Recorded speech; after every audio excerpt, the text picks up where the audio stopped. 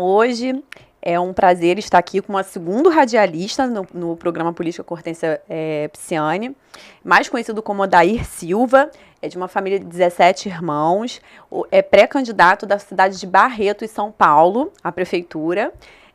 Tudo bom, Odair? Hortência, que bom estar aqui. Obrigado pelo convite para estar com você. Tudo maravilhosamente bem. Vamos falar um pouquinho de Barretos hoje, né? Vamos. Que bom estar aqui com você para a gente falar um pouquinho sobre Barretos, essa cidade que é apaixonante. Você sabia que você é o segundo radialista que eu entrevisto aqui nesse programa? Pois é, então você vê que eu estou com sorte, né? Estou com sorte. Odair, vamos falar um pouco da sua infância? Você cresceu na roça, né? Você nasceu morando no interior da cidade de Barretos? Sim. Nossa família é do interior ali de Barretos, né? Sempre no município de Barretos. Meus pais eram bastante humildes, né? Já faleceram os dois. E eu sou o 14º filho do casal João Moura e Erotildes. E meus pais, eles moravam na roça. E em determinado momento, né? Já com um monte de moleque, tinha 13 filhos já tinha, nasce eu, 14º. E aí meu pai tocava a roça ali de maneira muito simples, né? Braçal, numa fazenda e tipo arrendamento, né? Parte da produção que dava, ele dava para o fazendeiro para pagar o arrendamento, a utilização da terra. E aí, em determinado momento, esse fazendeiro vendeu essas terras e chegou para o meu pai e falou, vendi as terras. O novo fazendeiro vem aqui nos próximos dias, aí o senhor se acerta com ele aí. Aí o novo fazendeiro chegou e falou assim, seu João, eu só gosto de lidar com gado, eu não gosto de lavoura. Então o senhor arruma outro lugar para ir com essa molecada sua aí, porque aqui agora nós vamos mexer só com gado. Então estava na época da safra, depois da colheita o senhor dá um jeito aí de caçar outro rumo, né? E foi assim que aconteceu, isso em 1964, ano que eu nasci, isso foi em 65. Meu pai saiu procurando outro lugar e arrumou um sítiozinho, comprou em várias parcelas, mas não tinha dinheiro, né? Nem para entrada. Mas aí ele trabalhava para pagar o financiamento? Isso, aí tinha que ter ali um avalista, aí um vizinho lá gostou muito do meu pai, né? Com aquele monte de moleque, que tinha que gostar, né? Não tinha outro jeito. Eu acho que meu pai falou, senhor, me ajuda, ou então vai ficar com esses moleques tudo pro senhor aí. E aí ele comprou esse sítiozinho muito pequeno, era só mato e uma casinha de pau a pique, né? E aí foi desbravando ali com os meus irmãos mais velhos, né? Eu já era o 14º filho, e foi desbravando ali, arrancando as árvores e plantando um pouquinho de lavoura que dava para plantar e mantendo a família naquele ambiente. E ali naquele sítio que era pequeno, de 10 alqueires aproximadamente, eu vivi desde o nascimento. Eu fui para lá com 5, 6 meses de idade e vivi até os 13 para 14 anos. Minha mãe morreu quando eu tinha 12 anos. Aí no ano seguinte, meu pai vendeu o sítio, né? Foi porque a sua mãe morreu que ele vendeu? Minha mãe morreu, aí meu pai, com aquele monte de moleque, já tinha os irmãos que tinham casado, já os mais velhos, né? E aí meu pai dizia, vou fazer o que com esse sítio aqui agora, né? Tinha que fazer o inventário, né? Então ele acabou vendendo aquilo para fazer o inventário e destinou os pedacinhos ali para cada um. E fomos todo mundo para a cidade, né? Fomos todo mundo para a cidade, cada um encontrando seu caminho. E eu fui trabalhar na serralheria, né? E foi aí que começa a minha história profissional. Eu vi que você passou por diversos, né, trabalhos. Você chegou logo depois que sua mãe morreu, que te incentivou a começar a trabalhar na serralheria, ou você já trabalhava... Não, ela morreu quando você tinha 12, né? Eu tinha 12, morava na roça ainda. O dia que minha mãe morreu, eu estava trabalhando na roça. Na roça a gente começa a trabalhar com 6, 7 anos de idade. Você já vai acompanhando os pais, os irmãos mais velhos, né? Na capina. Acorda muito cedo, né? Acorda muito cedo, 5h30 da manhã eu estava levantando para trabalhar, né? Então, assim, aqueles que estavam indo para a escola, ia para a escola, depois ia para a roça. Então, sempre era desse jeito, né? A criação na roça. Então, eu comecei a trabalhar muito cedo na roça, na lavoura, ajudando meus pais, meus irmãos, e dali que a gente tirava o sustento. Quando minha mãe morre, eu estava com 12 anos de idade, aí logo depois meu pai vendeu o sítio, eu fui para a cidade, com 13 para 14 anos de idade, fui trabalhar na serralheria, né? Construir portas, portões, grades, né? Serralheria de ferro, trabalhar com ferragens. E aí um certo dia eu fui convidado para consertar a porta de uma emissora de rádio na cidade. Foi aí que começou a abrir as portas do mundo da rádio para você, né? Quando eu acabei de resolver o problema, que a porta da rádio trancou numa facilidade muito grande, eu abri as minhas portas profissionais para o mundo da comunicação. Eu era um grande ouvinte de rádio, apaixonado por rádio, né? E quando chego, conserto a porta da rádio, o gerente vira para mim, ele era um sujeito muito sistemático na época, né? Vira para mim e fala, você é muito bom de serviço, você vai trabalhar comigo.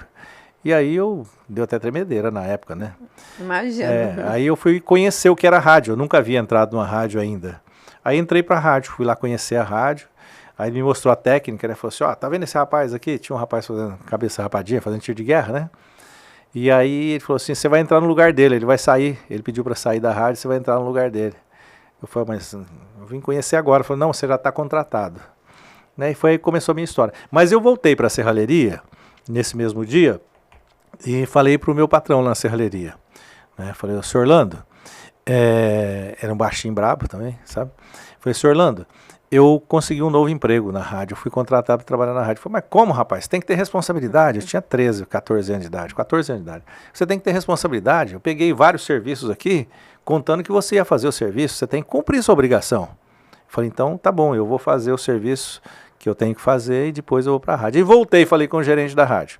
Falei, olha, eu tenho um compromisso para cumprir ainda lá na serralheria e eu vou ter que acabar de cumprir. Né? E aí ele falou, melhor ainda, você pode ir lá cumprir que você está contratado, porque eu vi que você tem palavra. Caramba, que legal. O que você promete, você cumpre. Então, foi um marco bastante interessante na minha vida. Aí eu fiquei mais uns 20 dias, parei de estudar. Não ia dar tempo, né? Não, fiquei trabalhando de dia e de noite, para acabar o serviço, o mais rápido possível, né? E nessa época você estava o quê? Terminando ensino médio? Eu estava no primeiro colegial, né? Entendi. Primeiro colegial. Tinha acabado de fazer a 8ª série, né, do ginasial. E 7ª e 8ª série eu fiz vindo de perua escolar. Para a roça à noite, inclusive, né? Eu morava na roça e vinha estudar à noite na cidade. Então aí apareceu essa oportunidade, falei, eu paro de estudar e vou trabalhar. E aí fiz isso. E durante um bom período eu me dediquei muito ao trabalho, né? E depois que eu voltei para a escola. Um pouquinho antes de você entrar na rádio, eu li, assim, não sei como é que funcionou essa história, que o seu pai queria que você fosse bancário. Não, e a sua mãe que queria que você fosse radialista, teve isso na sua infância, esse desejo, essa conversa? Não, mas coisa? Olha assim, eu ouvia sempre meus pais falando, eles conversando. Meu pai gostava muito, ele tinha muito desejo que um dos filhos fosse bancário, mas não era para que eu fosse bancário. Ah, entendi. Ele gostaria que um dos filhos fosse bancário, daquele timão, né? Já éramos em 16 naquela época. Então, ele sempre sonhou que um dos filhos fosse bancário. Né, frequentava o Banco do Brasil de vez em quando para pegar um financiamento, né? E eu acho que ele olhava ali aqueles profissionais e tinha admiração. Então o sonho dele é que tivesse um filho bancário. Eu ouvi ele conversando isso com a minha mãe quando era moleque. Entendi. E a minha mãe era apaixonada por rádio. Ela ouvia rádio, e, aliás, quem ligava o rádio era o pai ou era a mãe, né? Porque imagina se todo mundo fosse ligar o rádio, só tinha um. Então já tinha aquela determinação, só um ligava o rádio, até porque a pilha tinha que dar pro mês inteiro. E aí na conversa do dia a dia, um falava, eu quero que um seja radialista, o outro eu quero que seja bancário. Não, a minha mãe, na verdade, assim, ó, eu ouvia, quando tinha algum curso para radialista no rádio, e ela estava ouvindo rádio, ela provocava alguns dos meus irmãos, você devia ir lá fazer esse curso de radialista. Ah, entendi. Eu era menino, pequenininho, com 6, 7 anos de idade, já ouvia isso, né? Anunciava no rádio, vai ter curso de radialista, curso de locutor. Ela falava, você tem que ir lá, e falava para um dos irmãos, né, mais velho, você tem que ir lá fazer o curso. Então eu sabia que esse desejo existia no coração da minha mãe. Entendi. Não, mas também não era para ser eu, porque quando ela morreu eu tinha 12 anos ainda, né? Mas aí o que aconteceu? É que quando essa porta da rádio se abre, eu passo então a trabalhar no rádio como operador de rádio, operador de áudio naquela ocasião, né? Com 14 para 15 anos de idade eu fui registrado na carteira de trabalho. E depois, na sequência, eu continuei trabalhando no rádio. Quando eu fiz 18 anos, eu fui convidado a trabalhar no Banco Nacional, na época do Ayrton Senna, lembra? Você não lembra, não? Você não tinha nascido ainda. Agora que eu lembrei. Eu tô aqui no Banco do Ayrton Senna, acho que eu não conheço. O Banco Nacional foi um dos primeiros patrocinadores do Ayrton Senna, esse fenômeno, esse ídolo nosso, né? Entendi. Da Fórmula 1. Então, o Banco Nacional ficou muito famoso por causa do Ayrton Senna, ganhava todas as corridas, etc. E aí, eu fui trabalhar no Banco Nacional. Eu recebi um convite, participei de um concurso lá no banco, né? E passei e fui trabalhar no Banco Nacional. Então, aí eu já estava também como locutor na rádio. E aí que veio essa lembrança muito clara na minha cabeça, dizendo o seguinte, puxa vida, meu pai queria sempre ter um filho bancário, estou aqui cumprindo, né? E a minha mãe sonhava em ter um filho locutor de rádio. Eu também acabei virando locutor de rádio, ou seja, uma bênção que Deus me deu, né? Então, e aí, como é que foi nesse período, logo depois que você começou a trabalhar na rádio, no banco, você conheceu sua esposa E aí, logo depois vocês começaram a empreender junto. Me conta um pouquinho desse início de história de empreendedor. Não. Você já passou de bancário para radialista e empreendedor. Como é que foi isso? Pois é, então eu estava no rádio, no banco, solteiro ainda, no rádio e no banco, aí eu falei, tá sobrando muito tempo, né? Dá para namorar. Não, dá para arrumar um negócio para mim. Achei que você já tivesse conhecido a esposa ali. Aí eu falei, dá para mim arrumar mais um serviço aqui. Foi quando eu montei uma lanchonete. Então eu Foi trabalhava... antes de casar? Foi antes de casar. Ah, tá. Então eu trabalhava no banco. Eu trabalhava no rádio das 5 da manhã às 8, entrava no banco até às 6. Às 6 eu abria a lanchonete, que ia até meia-noite. Mas nesse período eu ia no rádio, trabalhava mais um pouquinho à noite. Caramba. Das E aí 8h30 você ficou às 10. doente, né? Porque você trabalhava muito. Isso, exatamente. Solteirinho ainda. E nesse período, até por me dedicar muito ao trabalho, eu fui... Gera ansiedade. Ansiedade e outra coisa, aquela paixão. Eu sempre fui muito apaixonado pelo trabalho, pelo fazer, pelo realizar, né? E aí eu comecei a me alimentar em horas erradas e dormi muito pouco. Né? Então eu fiquei com a saúde um pouco fragilizada, a imunidade baixa, mas sem percepção nenhuma. Né? Eu não tinha nenhum tipo de percepção. Aí quando veio o carnaval de 1986, eu trabalhava à noite fazendo transmissões de carnaval pelo rádio. Né? O rádio transmitia os carnavais à noite. E aí numa dessas noites eu acabei passando mal, né, com dor de cabeça. No outro dia seguinte, passei mal novamente, fui para o hospital e fui diagnosticado que eu estava com meningite. Caramba. Né? E aí foi um momento muito difícil, né? Que eu fui internado com meningite, depois em sequência tive pneumonia e fiquei lá na Santa Casa de Barretos durante 7 dias, entrei em coma e os médicos já não tinham mais o que fazer comigo em Barretos. Aí apareceu um médico lá que estava tratando de um outro paciente no mesmo quarto que eu e decidiu, com os meus irmãos mais velhos, de me tirar de Barretos e levar para Ribeirão Preto. Né?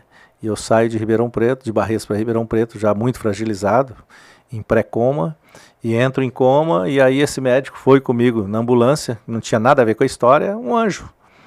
Ele vai comigo dentro da ambulância, tive 3 paradas no caminho, e ele me entrega em Ribeirão Preto, né, ele já tinha providenciado uma vaga em Ribeirão Preto no Hospital das Clínicas, e aí eu dou entrada lá com um quadro de coma, né, e com meningite já detectado, mas não sabia ainda qual era o outro problema que estava me agravando, não sabia se era rim, se era pulmão, se era coração, Caramba. ou seja, cada um falava uma coisa, né?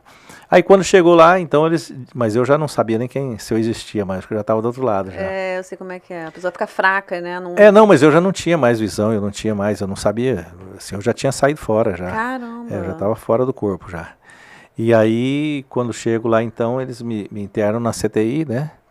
E já fui entubado de imediato e fiquei 8 dias entubado na CTI lá. E aí veio o milagre da vida.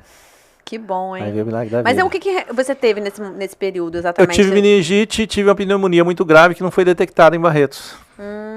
Tá, eu já estava com um dos pulmões completamente tomado. Caramba. Tá, e o outro já bastante comprometido.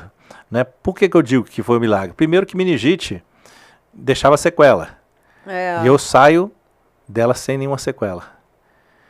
A pneumonia, naquele estado que eu estava, também deixa até sequela. Hoje é perigoso, né? Ainda. E naquela época tinha menos condições, né, médicas. Muito menor as condições. E a pneumonia, naquele quadro que eu estava, também gera sequela. E eu saio também dessa doença sem nenhum tipo de sequela. Né? Ou seja, eu fui restaurado ali. O milagre aconteceu na minha vida.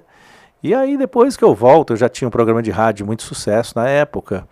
E aí eu volto, né? Quando eu volto, eu recebo a manifestação de vários ouvintes da rádio que eu nunca havia visto antes, né? Quando eu volto para o rádio, dizendo, olha, fiz uma promessa para você, você tem que ir em tal lugar. Fiz uma promessa para você, você tem que ir não sei aonde. Então aí vieram as promessas e você vê que a oração realmente ela faz diferencial na vida da gente. Então, eu tenho certeza que eu vivi o milagre da vida, né? Tive minha vida de volta.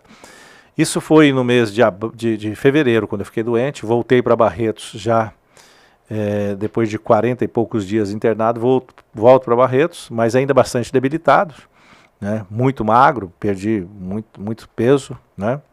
E aí, quando eu volto, aí o banco me dispensou logo em seguida, tipo uns 40 e poucos dias, 2 meses depois que eu voltei, o banco me dispensou. Né? Aí fiquei só no rádio. Aí a Rose foi outro milagre da vida, né? Porque feio do jeito que eu era, arrumei uma mulher bonita, amorosa, né? E ela sempre te ajudou bastante nesse seu viés empreendedor, né? Ah, sim, a Rose foi outra benção. Olha, e é impressionante, porque a Rose ela era muito amiga de uma prima muito querida minha, né? E quando eu estava doente, eu não conhecia a Rose. Tá? E depois ela disse o seguinte, falou, olha, de tanto sua prima falar para mim, eu rezei muito por você.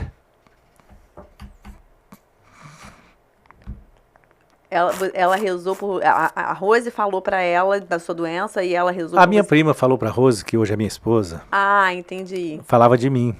E aí você Pra se ela. emociona quando você lembra disso? Ah, a gente emociona, né? A gente emociona. É muito bonito, né? É muito bonito.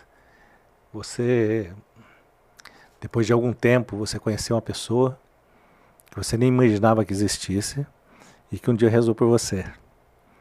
Pra você se curar, né? Ela nem sabia que você...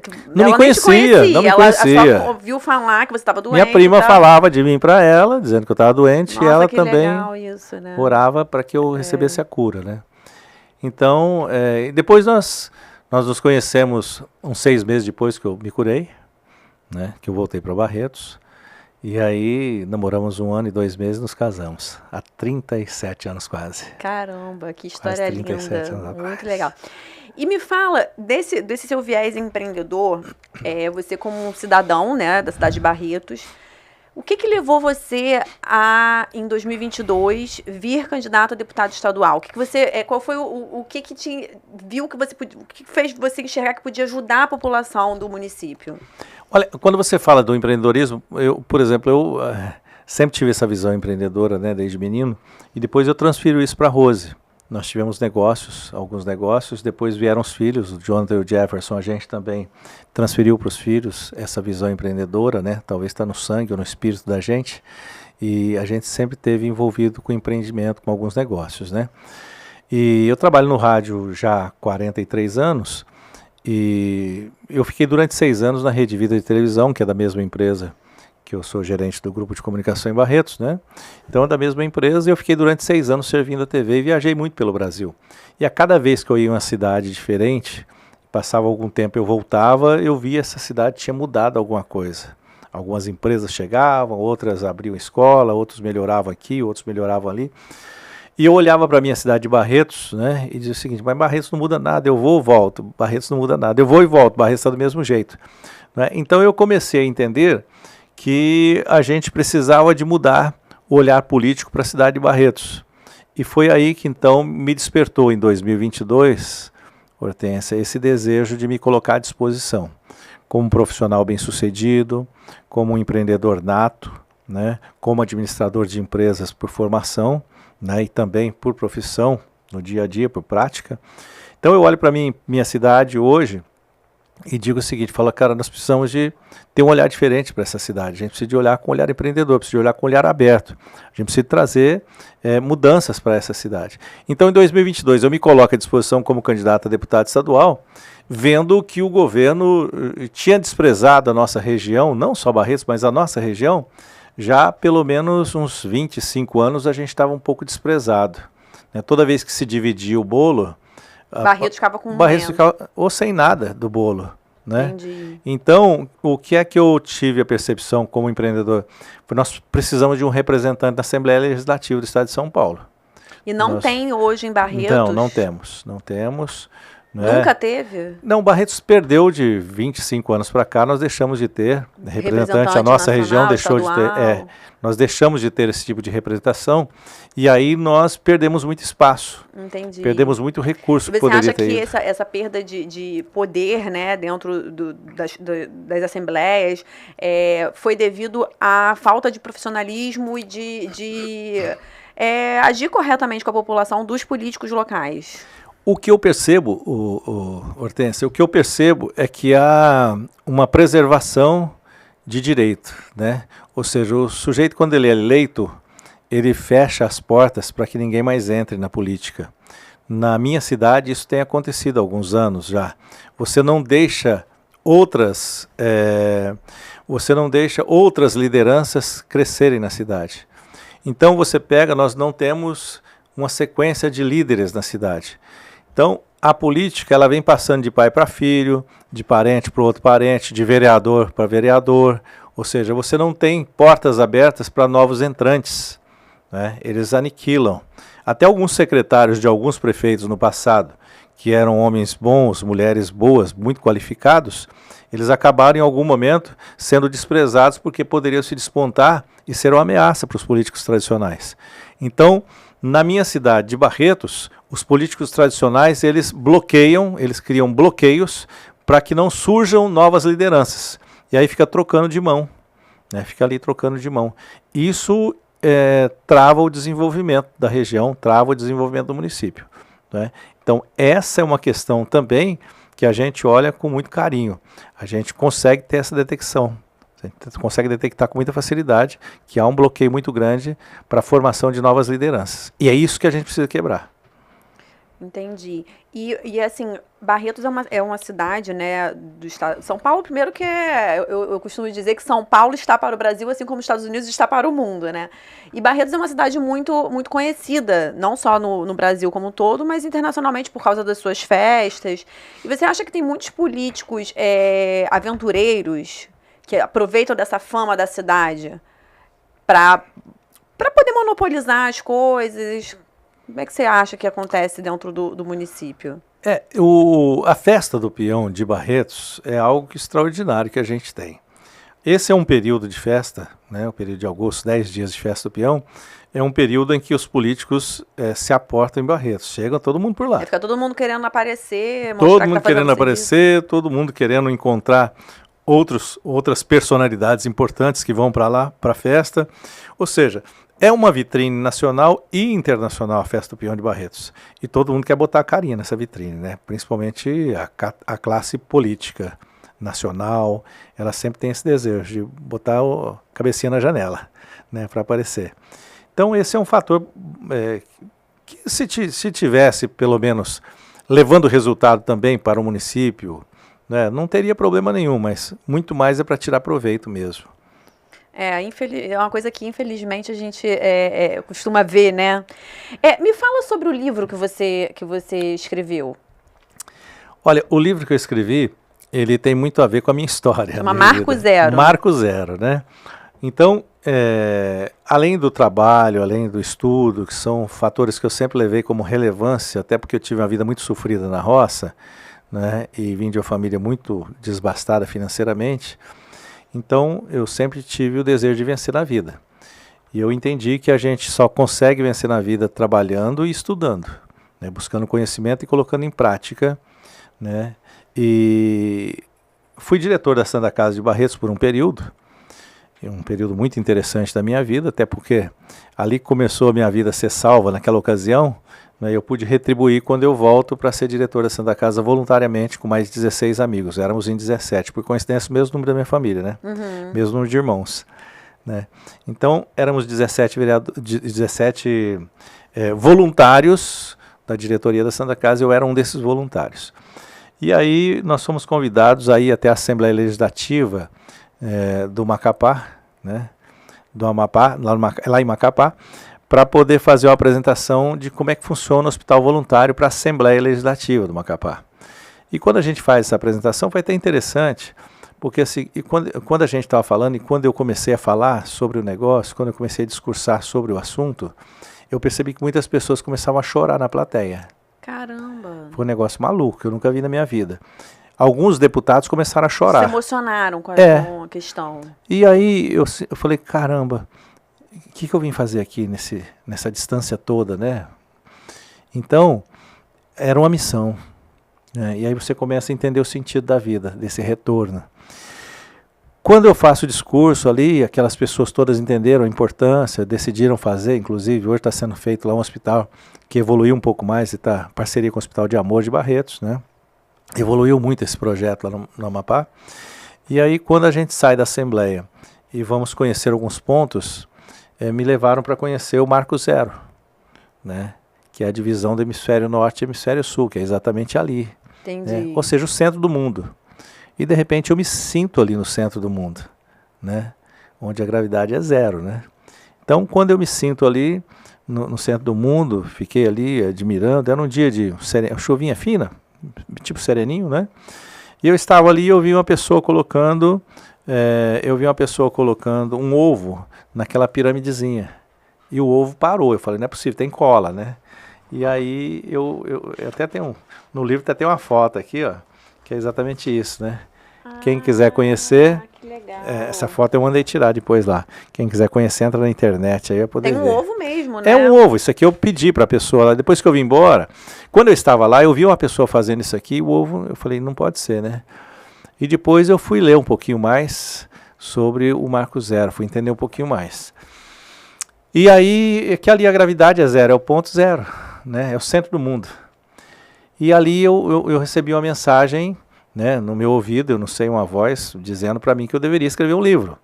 Não é? E ali eu perguntava a mim mesmo, livro de quê? Que livro é esse? Né? E aí surgiu então, a partir desse momento, o desejo de escrever um livro. Depois que eu voltei, essa voz ficava na minha cabeça. Aí eu escrevi esse livro, que é o Marco Zero, e Seu Ponto de Partida.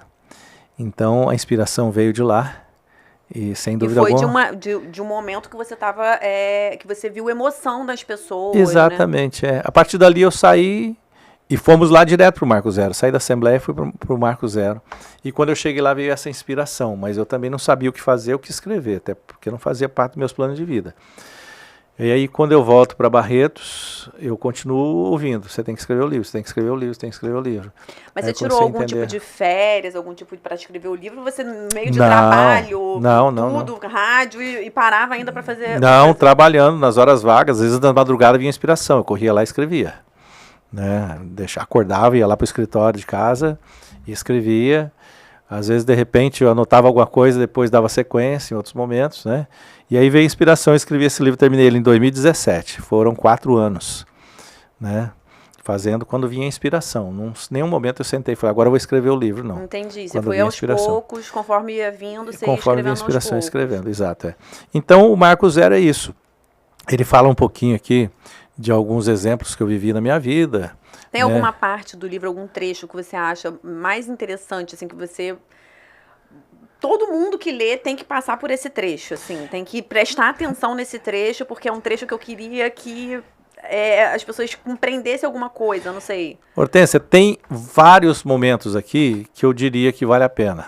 Tá, tem um deles aqui, por exemplo, quando eu me lembro, e veio na inspiração, que eu nem me lembrava mais disso. Aí eu me lembrei que eu estava um dia na fila do banco e tinha 2 jovens conversando, né? E o patrão de um deles havia ido para os Estados Unidos. Né? E ele dizendo, eu estou aqui ganhando essa miséria, meu patrão está lá nos Estados Unidos, não sei o que, acabou de comprar um carro novo agora, tá? E os meninos conversando ali na minha frente, na fila do banco, porque aquele tempo tinha fila no banco, hoje é sentadinho, né? Todo mundo bonitinho quando tem, né? Aliás, nem vai mais ninguém em banco, agora tem Pix, né?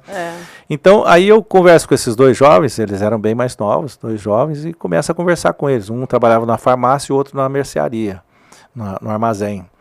Aí eu começo a entender, conversar com eles, mas escuta, por quê?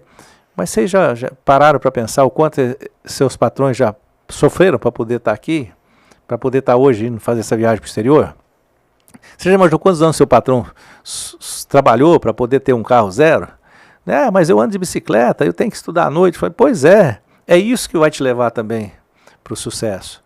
Então essa é uma história que marca muito, eu relato ela aqui no livro, né?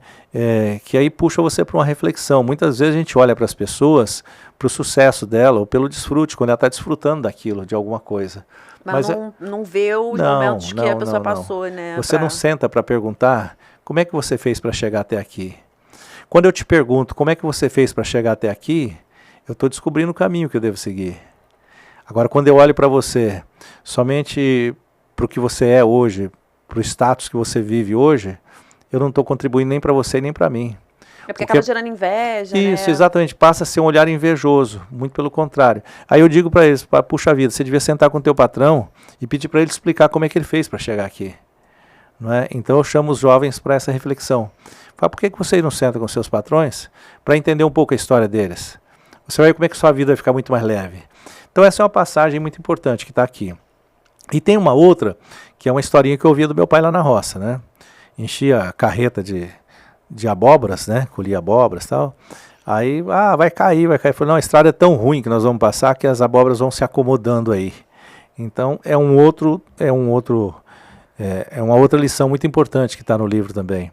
Porque muitas vezes, Hortência, na nossa vida, a gente vive momentos de turbulência. Muitas vezes. Não é? Momentos muito difíceis. Tem gente que desiste. Pois é nesse momento difícil que você vai ganhar musculatura, que você vai ganhar conhecimento, que você vai aprender a se conhecer melhor.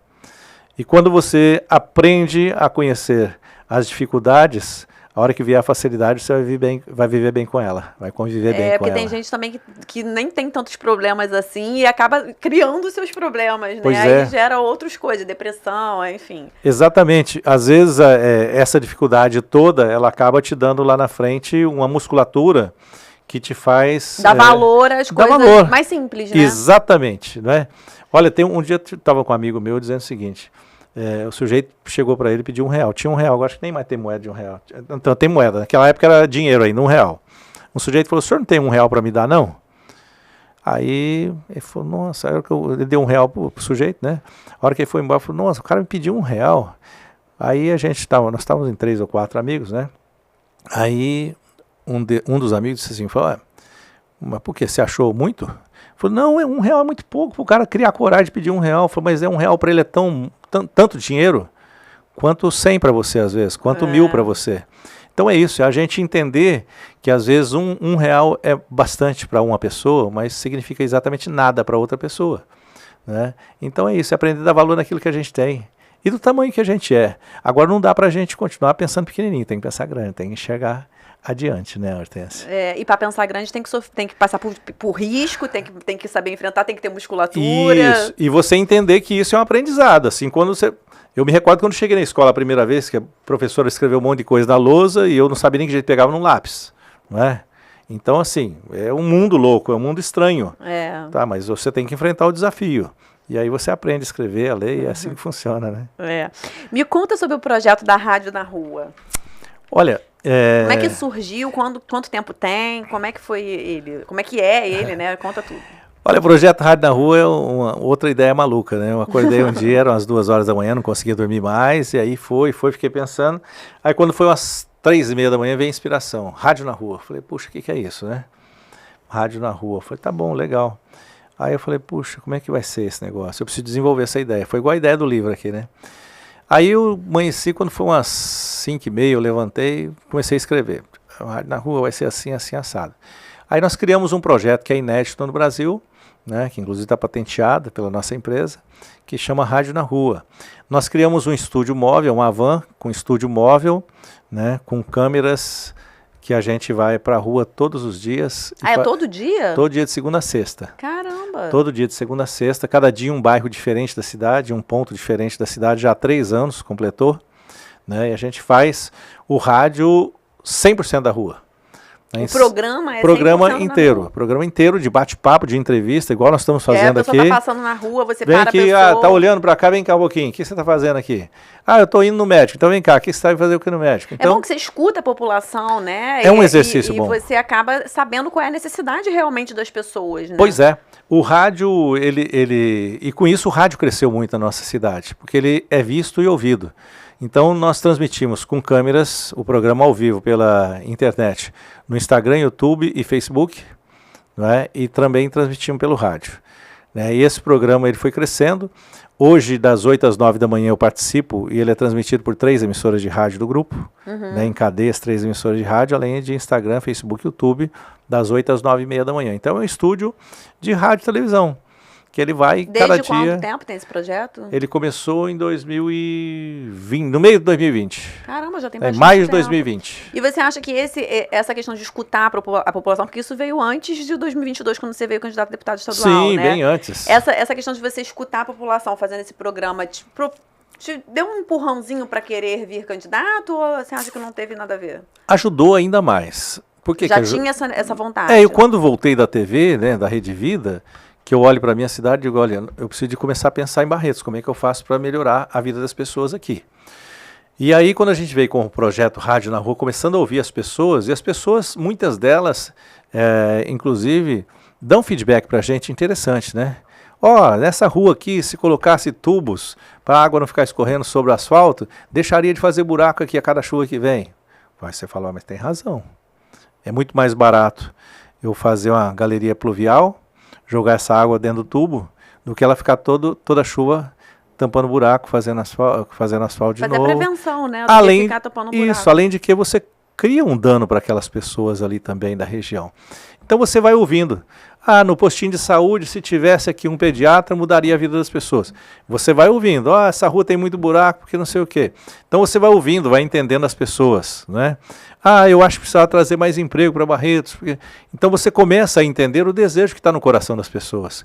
O político, ele precisa de aprender a ouvir as pessoas, sabe, Hortência? É o que é mais difícil hoje em dia, né? Você parar para ouvir as pessoas.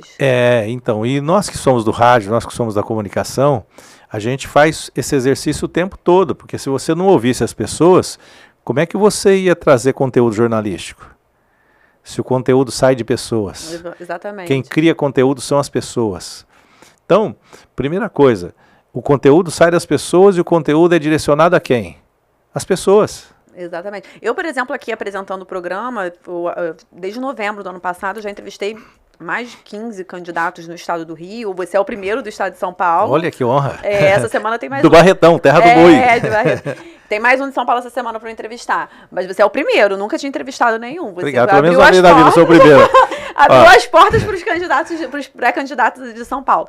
Mas, assim, eu tenho aprendido muito, assim, não só sobre questão da política, né, que eu já venho com uma bagagem política, mas, assim, sobre várias coisas, sabe? Sobre a história de vida de cada um. Sim. São muito bonitas as histórias. Então, é isso, a comunicação é exatamente isso. Você escutar, aprender e passar esse aprendizado adiante. Exatamente. Esse é o grande exercício. E o que eu vejo, o que eu tenho acompanhado, e eu tenho sido um grande observador, Hortência, ao longo dos tempos, eu tenho percebido que o agente público, né, principalmente o poder executivo, ele é surdo com relação às pessoas, com relação à população.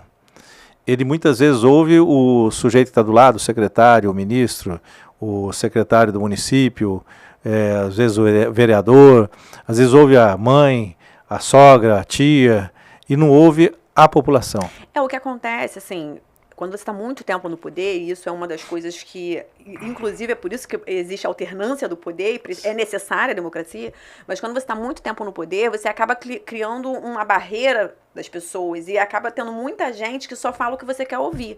Isso atrapalha muito a gestão. Isso tem sido crucial, isso tem trazido um grande dano para a sociedade. Porque a necessidade, quem sabe dela é quem vive ela. E se você não ouve quem está vivendo a necessidade lá na ponta, lá no bairro, lá na vila, né? Às vezes você manda o asfalto que a pessoa quer lá é escola. Às vezes você manda escola, o que a pessoa quer lá é um postinho de saúde, um UBS. Então é necessário que se ouça a população. É necessário que se olhe para a população. Principalmente as pessoas mais pobres, mais humildes. Porque elas têm muita dificuldade de que a voz delas chegue até a autoridade. Até porque às vezes nem elas sabem o que precisam, pois né? É. Não sabem pedir o que precisam. Pois é. E quando nós fazemos o rádio na rua, você vê que não é simplesmente para se fazer uma comunicação de rádio. É para levar a essas pessoas um canal onde elas vão falar o sentimento delas e vai chegar no poder público. Porque tem dá voz, né? Dá voz, dá respeito, dá autoridade para as pessoas. Porque tem gente que chega e fala, meu bairro tá aqui, o mato tá grande, nunca vieram roçar aqui. Quando é no outro dia você vai lá, tá limpinho, roçaram. Porque a rua tá esburacada, no outro dia tem alguém lá tampando o buraco. Entendeu? Então, além de dar voz, nós demos autoridade às pessoas. Porque elas podem cobrar e essa cobrança vai ser efetiva. Ela vai chegar onde tem que chegar. Então, abrevia essa questão da informação lá da base chegar até ao gestor público, né? Então, é um projeto maravilhoso, o Rádio na Rua. É, muito legal mesmo. E me conta agora, quais são as suas propostas? O que você acha que, como pré-candidato, né, hoje você é pré-candidato, mas vindo, né, se elegendo a prefeito do município de Barretos, com a sua experiência, sua bagagem administrativa, de gestão, sua visão social com todo esse trabalho na comunicação, como você acha que você pode ajudar o município de Barretos, diferente do que tem sido feito nesses últimos 20 anos? Hortência, eu vou voltar um pouquinho no Rádio na Rua.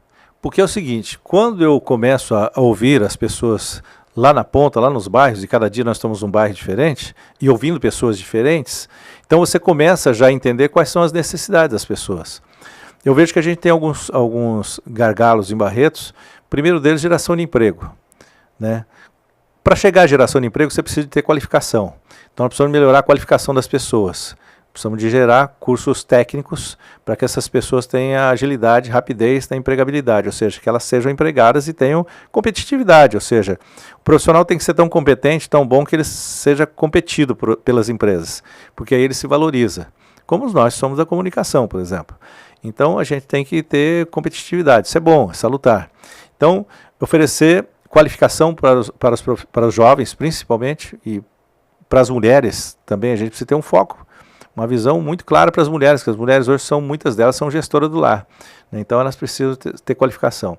Então, qualificação, geração de emprego para ter melhor renda, né? A gente precisa ter competitividade, e depois você vem melhor aprimoramento na escola, né, na educação, com valorização dos professores e profissionais da educação. O que eu tenho percebido nas minhas falas, nos bairros onde eu vou, e às vezes tem professor que passa e fica batendo papo com a gente, né, ali das escolas dos bairros, o que é que nós temos percebido? Os professores da rede pública e funcionários da rede pública, eles se sentem menosprezados pelo poder público. Porque não há uma valorização, não é nem na questão financeira, não. Valorização é você chegar para o professor e demonstrar a ele com atos, com atitudes, a importância que ele tem para a cidade. Então, esses profissionais da área de educação, eles se sentem minimizados, eles se sentem inferiores na sociedade. É incrível, né, a gente ouvir isso. Não tem plano de carreira, né? Tem nada, não tem nada. Eles são tratados como número. Exatamente. E o bem maior das pessoas, que é o futuro, são as crianças. E está na mão de quem? Está na mão dos professores. Exatamente. Então, eles precisam ser estimulados, eles precisam ser trazidos para dentro da gestão pública, eles precisam ser observados, precisam ser tratados de maneira carinhosa. A gente tem que ofertar aos professores qualificação, treinamento, inclusive emocional e psicológico, porque hoje é uma loucura. Tem escola que os professores são agredidos verbalmente e até fisicamente. Então, a gente precisa de evoluir nesse aspecto, a gente precisa de valorizar professor. E aí, quando a gente fala em professor, a gente está falando do servente, está falando do faxineiro, a gente está falando do inspetor de aluno, a gente está falando daqueles que trabalham nas secretarias. Ou seja, o profissional da educação precisa ser respeitado.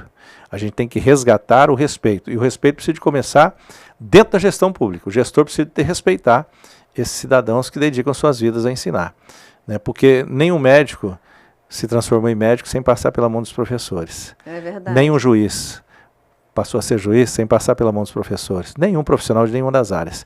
Então a gente precisa entender a importância deles, né? E de toda a escola. E a outra questão que eu também vejo como fundamental é a questão da saúde. A gente precisa de evoluir. A tecnologia chegou, o mundo está muito rápido. Hoje a gente tem até, como é que chama aí esse... a inteligência artificial. Inteligência artificial, né? A gente tem até inteligência artificial. ChatGPT. Isso. Então, ou seja, a gente evoluiu tanto e a gente continua vendo as pessoas indo 5 horas da manhã, 4 horas da manhã ficar em fila. É verdade. Para marcar uma consultinha para o médico dizer o seguinte, toma, como é que chama? Cibalena. Não, Cibalena não tem mais, né? Não, o mais absurdo é que às vezes então, melhorar para tomar remédio, né, para doença, para saúde, às vezes até para conseguir o auxílio do governo tem que ir para fila também, já com a inteligência, com a internet, com tudo, não tem um programa que você de casa consiga fazer, tem que ir para fila às 5 horas da manhã, umas coisas assim, meio bizarras. E outra coisa, assim, para que você vai às 5 horas da manhã se o negócio vai começar a funcionar às 7? Se o médico vai chegar às 8? Né? E então, às vezes só vai ser atendido meio-dia. Pois é, cadê o... Pois é isso que eu já não consigo mais conceber. Eu não consigo entender como isso ainda continua acontecendo. Ou seja, o mundo mudou tanto e a gente continua no setor público praticando alguns atos que a gente fazia 40, 50 anos atrás, quando não tínhamos nem computador. Era tudo feito na mão. Então hoje está tudo interligado. Então é muito fácil, quando você chega hoje na UBS, que você está ali perto da tua casa, eu já abro sua ficha ali, Hortência. Hortência, você veio aqui tal dia, você estava com dor de cabeça, o que aconteceu com você? A dor de cabeça de novo, então já está fácil de resolver, né? O mesmo problema. Então, a gente precisa, Hortência, fazer com que essa inteligência também entre no setor da saúde, para dar agilidade. É inconcebível hoje uma pessoa ficar para uma cirurgia de hérnia, ou de úlcera, ou de qualquer outro caso, né, que não seja tão grave, que não seja gravíssimo, tem que ficar 2 anos numa fila para fazer uma cirurgia. Não, e o câncer, que é uma doença que inclusive Pois matou é. meu marido, uma doença que mata diariamente milhões de pessoas e continua as pessoas na fila para conseguir Pois é. tratamento. E onde é que você detecta isso? Lá na UBS. Então, se tiver lá na UBS um olhar clínico, amoroso para as pessoas, olha, o médico precisa ter essa sensibilidade. Olha, o quadro que você está me contando, não precisa nem falar isso para o paciente para não matar de susto também, né? Mas ele tem a percepção de que aquele quadro que está sendo apresentado para aquela... Às vezes no exame de sangue a pessoa consegue saber que é um exame que sai assim, pois meia hora. Então ele precisa ter essa sensibilidade naquele momento, ele já detectar, falar, esse caso aqui eu já preciso de encaminhar para esse médico aqui, olha, você vai nesse médico que é especialista, pede para ele fazer o exame ABC, sugere a ele, porque o médico não pode falar para o outro fazer, que ele fica chateado também, né? Então sugere a ele para fazer o exame ABC. Né? Aí você pode detectar uma doença dessa no princípio. O que nós temos com muita clareza hoje? Em Barretos nós temos um dos melhores hospitais de câncer do mundo, que é o Hospital de Amor. Tá? Todas as vezes que eu converso com alguns amigos que são médicos, todas as vezes que eu ouço alguma entrevista de alguns médicos do hospital, eles dizem o seguinte, se tivesse chegado um ano antes, teria salvo essa pessoa. É porque não descobre rápido, né? Porque não tem o tratamento preventivo, a pessoa já não tem... Já demora tanto na fila que a pessoa nem vai. Pois é, não descobre rápido, exatamente porque lá no final, no comecinho, a primeira vez que ele foi no médico, o cara receitou Melhoral para ele. Né? Virose. Uma virose, tipo, toma um remedinho para virose. E aí é uma crise momentânea, o médico até acha que acertou, e o sujeito também, o cidadão acha que também o médico acertou, porque a dor passou, mas o caso continua. Então ali, se a gente começa a ter um pouquinho de um olhar um pouco mais detalhado naquele princípio, ali você começa a salvar muitas vidas e evitar dispêndio de dinheiro público. Gastar dinheiro demais. Que exatamente, que você gasta mais porque vai e volta, né? Com a causa do que com a prevenção. Isso. Se você gastasse com a prevenção, você não precisava gastar tanto com a causa. Exatamente. Né? Fica aquele vai e volta, vai e volta, vai e volta, volta, semana que vem de novo. Mas de novo a senhora está aqui com a mesma dor. Pois é, tio, você não vai me dar um encaminhamento para ir num especialista? Aí o cara te receita de novo um remédio, ali você volta para lá, na hora que você vê, o câncer já alastrou. E sobre a questão dessa geração de emprego no município, que você fala sobre a questão de preparar os jovens, né, técnico, você acha que precisa ter uma visão empreendedora de tentar chamar empresários, de mostrar que aquele município é propício? Como é que você acha que isso poderia melhorar? Olha, a gente tem visto, virou moda no Brasil o tal do coach, né? Palestrante, né? No mundo, né? No mundo. Eu também faço isso, tá? Só contratar que eu vou. Mas o que eu vejo? Eu vejo assim, os jovens estão hoje, primeiro, o celular tomou conta dos jovens. E eles estão tendo acesso a algumas informações que não deveriam ter, que na nossa época não tinha. Que não soma, que não contribui. E quando eles estão na escola, a gente precisa levar exemplos para dentro da escola. A gente precisa, a escola, primeiro que a gente precisa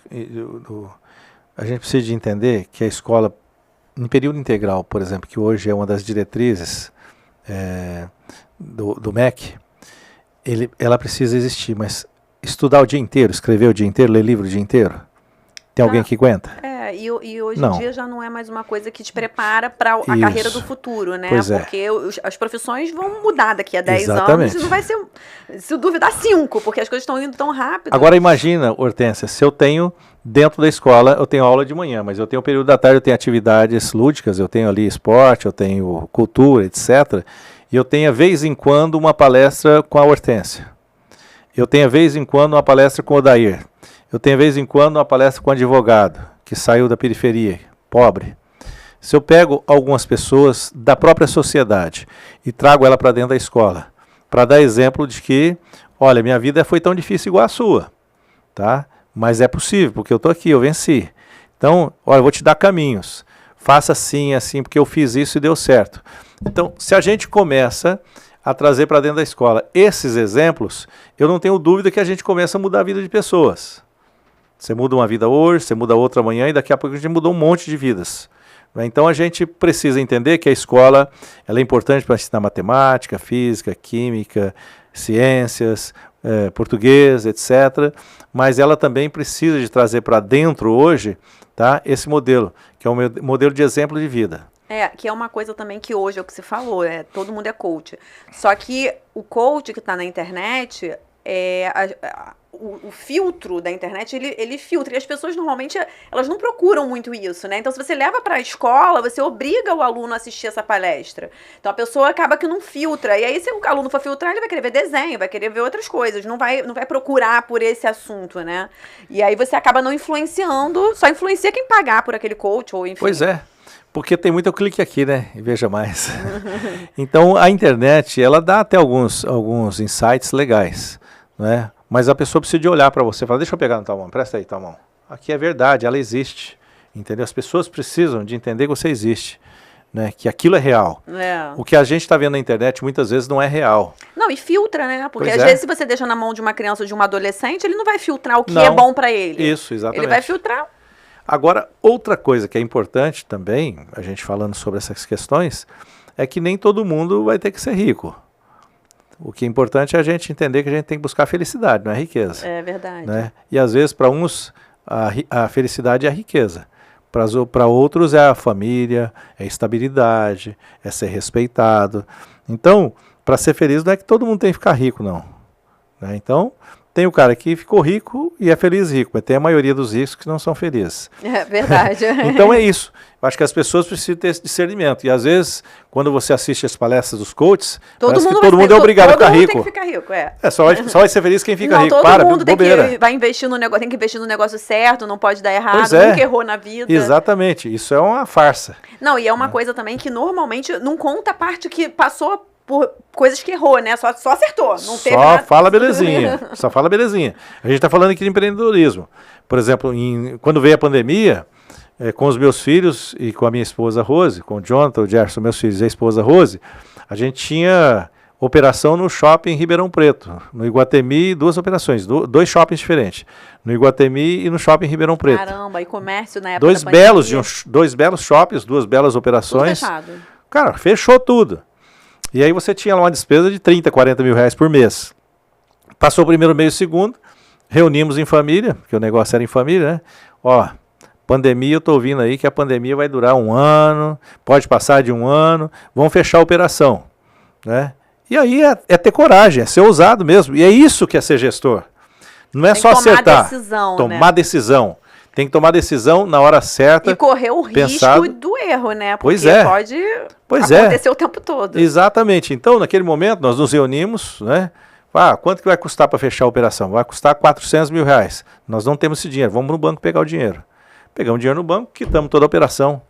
Pagamos o shopping, pagamos os funcionários, fizemos acertos trabalhistas com todos eles. Não gerou nenhum tipo de ação. Fomos na franquia, porque franquias tem que pagar a multa de contrato também. Com as franquias, pagamos uma multa de contrato de franquia, pagamos a multa de contrato com o shopping, né? Mas nos libertamos. É onerosa a situação. Acabamos de pagar o banco? Nem sei. Mas nós dividimos o banco lá em 40 parcelas, sei lá, 30 e tantas parcelas. Nem sei se já acabou de pagar, mas deve estar acabando. Então nós fomos lá. Tá no bolo, tá no bolo. Então nós pegamos aquilo lá, quanto é que custa para fechar essa operação? Porque até quando o shopping vai ficar fechado? Imagina eu gastando 40 mil reais por mês, 10 meses são 400 mil reais. Se eu fecho a operação agora, eu acabo com ela. E daqui 10 meses, se eu tomar a decisão, eu vou gastar mais 400 ainda para fechar. Exatamente. Então, essa é a decisão. Essa é a visão que o empreendedor precisa ter. Tem hora de crescer, tem hora de voltar, dar um passo atrás, tem hora de ser mais agressivo, tem hora de ser mais resguardado, mas tem que tomar decisão, tem que chamar a responsabilidade para si.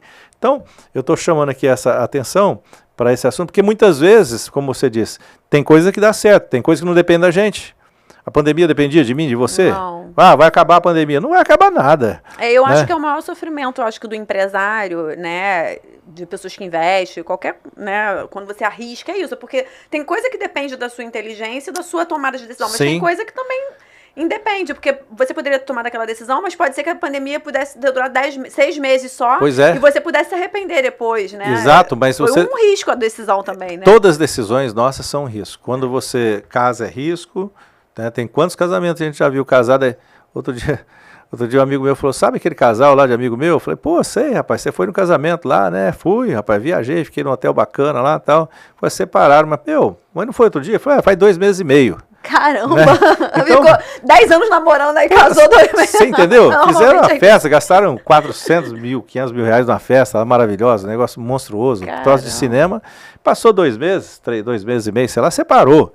Olha o tamanho do risco. É né? verdade. Então, todas as nossas ações, todas as nossas tomadas de decisões, elas ofertam risco. Eu falo muito com meus filhos assim, falo assim, olha, uma das principais ferramentas que existe a nosso favor é o medo. Né? A gente precisa ter medo, mas a gente tem que ser mais forte que ele. Né? Ele é importante para você se moderar. E as tomadas de decisões, a gente tem medo também nas tomadas de decisão. Mas chega um momento que você fala, peraí, mas quem manda aqui sou eu ou é você, medo? Né? E você toma a decisão. Mas ele é o moderador, ele é importante para você refletir, para você pensar nas consequências. Né? Então o medo ele é extremamente importante na nossa vida, mas ele precisa ser moderado. Ele precisa entender que eu tenho poder sobre ele, não ele poder sobre mim. Então nessas tomadas de decisões, a gente corre risco sim, Hortência, mas tem hora que a gente não pode deixar para depois. Né? Se ficar bom depois, a gente volta e opera de novo. Né? Verdade. Mas naquele momento a gente entendeu e discutindo em família. E acertou, né? Foi uma decisão acertada, Acertamos. porque realmente durou quase 2 anos. Né? Mais de 2 anos de sofrimento, de loucura. Imagina quantas pessoas nós perdemos, amigos, queridos, familiares. Imagina você com uma operação sem saber como é que dava, e daqui a pouco você não tem mais dinheiro para pagar a conta. E ainda tinha que se preocupar com pessoas doentes. Pois enfim. Então, lá nós tomamos essa decisão, acertamos. Né? Acertamos. Já abrimos outros negócios, já estamos com outras atividades e estamos tocando a vida. Mas o empreendedor é isso. Ele tem que olhar para um terreno e enxergar um prédio pronto. Não, e o mais importante é que se você conseguiu honrar e ser correto com os funcionários, pagar todas as decisões, né? Porque isso também foi muita coisa. Aconteceu que tem processos até hoje aí na conta do judiciário de pessoas que não conseguiram honrar ou passaram a perna nos funcionários. Quem não teve, a maioria das pessoas que não teve a mesma coragem que nós tivemos lá de tomar a decisão naquele momento. E se enrolou, né? Preferiram ir para o risco. Se enrolaram e estão devendo, estão com processos, a gente não, saímos ilesos, né? Então esse é um grande exemplo, um grande legado que eu deixo para meus filhos, e eles são empresários também, entendem muito bem isso e trabalham muito. Os dois são. Né? Os dois vieram. Eles ajudam no comércio da família ou eles já têm Já tem os negócios deles também, mas ainda tem os negócios nossos juntos, né? E a gente tem passado isso para eles, né? E dá muita tranquilidade, porque você fazer o certo sempre dá certo. Né? Pode até demorar um pouquinho mais, mas dá certo. É verdade. Bom, Odair, eu queria saber se você tem mais alguma coisa a acrescentar, mais alguma mensagem a deixar para o município. A gente já está com o tempo quase esgotando. Agora a gente tem uma grande jornada aí que vai começar, né? Estamos na pré-campanha, daqui a pouco entra a campanha. Espero te receber aqui novamente, já como prefeito, quem sabe, de Barretos, ou ser convidada para a próxima festa, né, do peão lá. Já está convidada. Ser recebida pelo prefeito lá.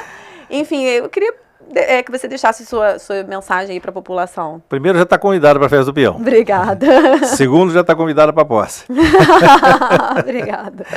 E terceiro, já está aceito o convite para voltar aqui. Então já está tudo acertado. Olha, o que eu quero dizer é o seguinte, nós estamos vivendo um momento extremamente importante no país, porque todas as cidades vão passar agora para uma eleição.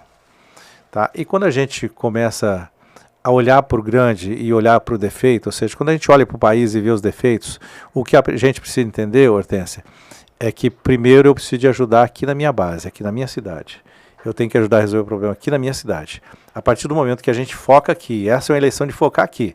Vamos parar de falar de Bolsonaro, de Lula, né? Vamos parar de falar de coisas mirabolantes que estão distantes da gente.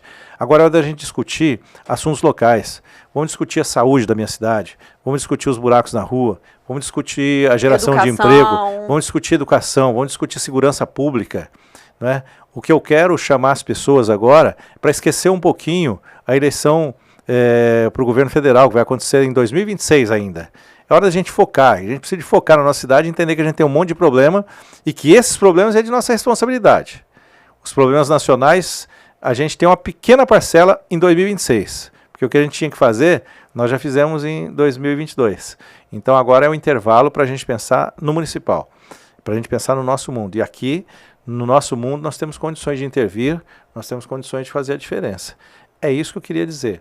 Que essa é uma eleição municipal, serve para Barretos, serve para o Rio de Janeiro, serve para São Paulo. É a pessoa que está insatisfeita de estar na fila, de ter que acordar 5 horas da manhã, só ser atendido meio-dia quando é, né? E aí vota na pessoa errada e depois não adianta chorar, pois né? Pois é, levanta a ficha, vê o histórico de cada um, puxa a ficha de cada um, não é?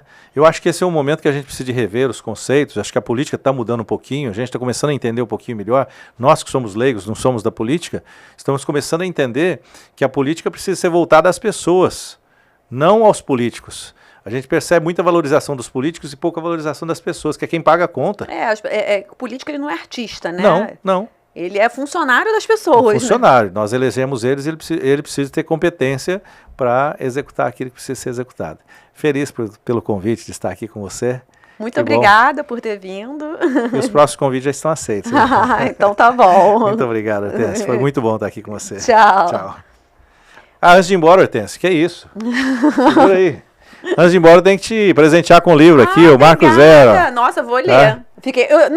Eu ia comprar, né? Porque eu fiquei curiosa para saber qual foi a mensagem que você recebeu. Eu vi que você já estava olhando aqui. Será que esse livro é meu? Será que não é meu? Hortência, obrigado, viu? Obrigada a você. Bom proveito do livro.